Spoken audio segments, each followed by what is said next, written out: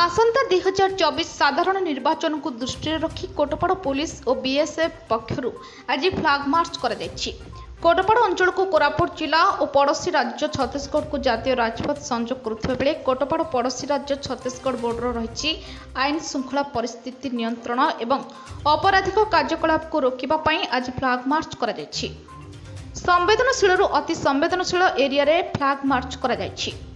BSF जवान 2 platoon और Boriguma SDPO एवं कोटपाड़ थाना अधिकारी और बीएसएफ ऑफिसर मिलित भाव यह फ्लैग मार्च रे जोग देथिले। आगामी दिन में ब्रोकिंग चेकिंग कड़ाकड़ी हेबो और आईन को हाथ में न नेबा पई कोटपाड़ अंचल जनसाधारण मानकु अपील करथिले। आज यह फ्लैग मार्च समय बोरीगुमा एसडीपीओ तपस्विनी कंर कोटपाड़ थाना अधिकारी परमानंद सुनानी सहित समस्त पुलिसकर्मी और बीएसएफ ऑफिसर सहित 2 बैटालियन फोर्स उपस्थित रही फ्लैग मार्च करिथिबार देखिबाकु मिलितला। आगामी साधारण निर्वाचन को आखि आगे रखी आमर बीएसएफ जवान आमर लोकल पुलिस स्टाफ ऑफिसर सबू मिसिकी आमे फ्लैग मार्च करथिलु टाउन रे एवं आखपाख एरिया रे। यहाँ आमर उद्देश्य रहा जनसाधारण मन में जो भय रोचे जो ये रोचे निरपेक्ष निर्वाचन केमती हो पार से माने केमती तांकर भोट फ्री रे दे पारे से आम फ्लैग मार्च करूँ। आगामी दिन में भी आउ थे भी फ्लैग मार्च भी हम पेट्रोलिंग भी हम कड़ाकड़ी हम आमर सब प्रकार एनफोर्समेंट एक्टिविटीज चली जमीती कि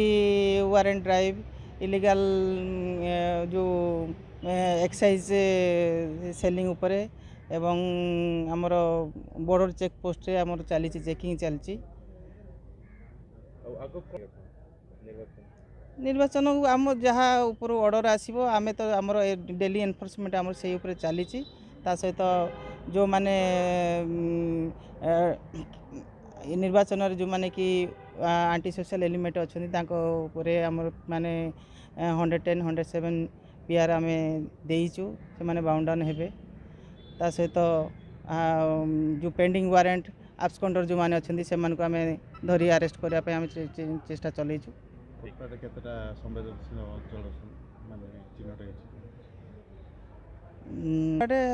पाखापाखी 41टा संवेदनशील आम आइडेंटिफाई करिचु बूथ जो थे कि आमर अधिक फोर्स मुतयन आम एसपी को माने अनुरोध करिचु जहाँ फोर्स आसवे से हिसाब से आम डेवलपमेंट करूँ। Kotpad Ajay Kumar Mishra report ज्योतिप्रभा news.